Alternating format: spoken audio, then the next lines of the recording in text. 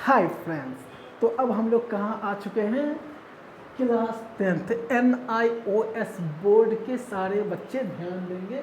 Home science है, अध्याय 6 पर्यावरण। इससे पहले मैं 9 क्वेश्चन आंसर करवा चुका हूँ। ठीक है, ये 10वां देखो, जल प्रदूषण क्या है।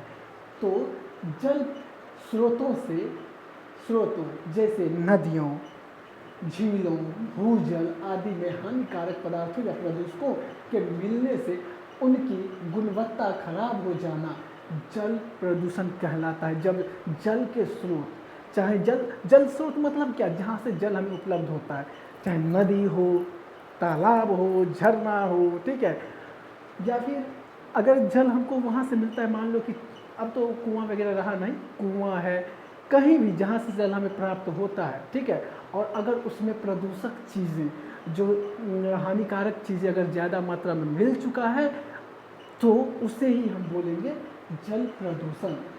ठीक है, अब है जल प्रदूषण किन कारणों से होता है, जल प्रदूषण किन किन वजहों से होता है।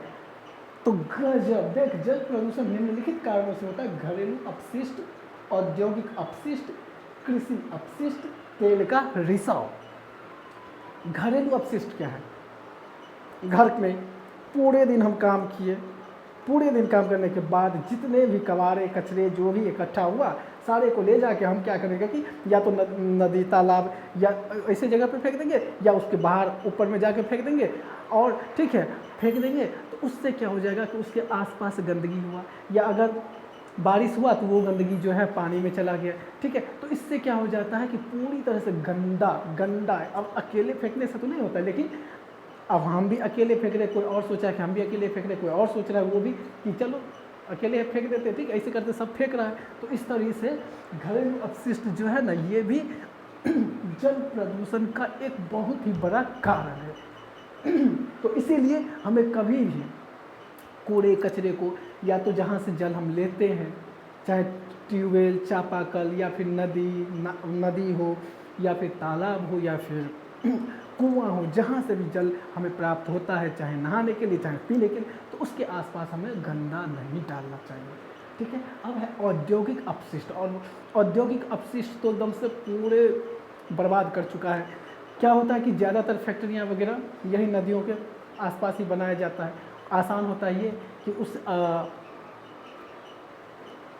उस फैक्ट्री का जितने भी गंदगी, जितने की केमिकल्स, जितने भी अपशिष्ट पदार्थ है, उसको ना एकदम नाले के थ्रू सीधा नदी से कनेक्ट कर देता है। ठीक है, नदी में जाके पूरे दिन गिरते रहेगा, पूरे दिन। इससे क्या होता है कि वहाँ का पानी जो है ना पूरी तरह से बर्बाद हो जाता है। वहाँ की मछलियाँ, पानी में रहने वाले जीव जंतु सब के सब मर जाते हैं। ठीक है, और वहाँ पे ग्रो भी नहीं कर पाता, पूरा का पूरा पानी गंदा हो जाता है। ये जो है ना, इसका औद्योगिक अपशिष्ट का जो है ना जल प्रदूषण में अहम रोल है। ठीक है, बहुत बड़ा वजह कारण है जो आज हमारे बहुत सारी नदियाँ, ठीक है, जल प्रदूषित हो चुका है। अब है कृषि अपशिष्ट।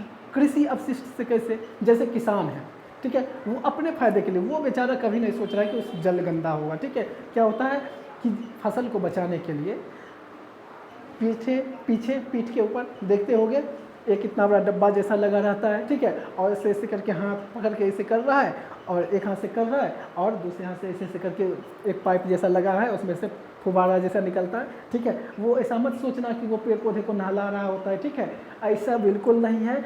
उससे कीटाणु, जो भी कीटाणु वगैरह है, उसको मारने के लिए वो ऊपर स्प्रे ऐसे करके मारते रहता है। ठीक है, ताकि कीटाणु वगैरह जो है, जीवाणु वगैरह उस फसल को नुकसान नहीं करे। लेकिन जब बारिश होती है, ठीक है, ऐसे बहुत किसान सब तो मार देते हैं। चाहे आम का पेड़ देखोगे, जब आम में मंजर आता है तो आम जो है ना अच्छा से विकसित हो, अच्छा से आम फले, तो उसमें जो उससे पहले स्प्रे वगैरह मार दिया जाता है, वो दवाई वगैरह। तो ये जितने भी फसल पर स्प्रे वगैरह मारा जाता है, केमिकल्स वगैरह, ठीक है, तो वो केमिकल्स वगैरह क्या होता है, बारिश के समय में सारे के सारे पानी के साथ धुला के आराम से पानी में मिल जाता है, और मस्त पानी को गंदा कर देता है। ठीक है, तो यही है कृषि अपशिष्ट। इसके वजह से भी पानी प्रदूषित हो रहा है। ठीक है, अब है तेल का रिसाव। तेल का रिसाव से कैसे, तो बहुत बड़ा बड़ा टैंक है, ठीक है, और वो टैंक से मान लो कि तेल का बहुत बड़ा टैंक है कहीं, और या फिर कहीं मालगाड़ी से जा रहा है आ रहा है, ठीक है, तो वो क्या होता है कि टैंक से ना वो तेल का जो रिसाव होता है वो धीरे धीरे अगर पानी में मिल रहा है तो उसकी वजह से भी पानी गंदा हो रहा है, ठीक है। तो यही रीज़न था जल प्रदूषण का, यही कारण था। हम लोग कोशिश कर सकते हैं, ठीक है, रोकने का, ठीक है, हम लोग को पूरी कोशिश करनी चाहिए। अगर हम घर में रहते हैं तो कम से कम ये चीज़ तो है हमारे हाथ में कि हम पानी के अगल बगल गंदगी नहीं डालें, ठीक है। तो ये था आज का पर्यावरण चैप्टर का, ठीक है। तो बच्चों इसको नोट्स करना और देखना।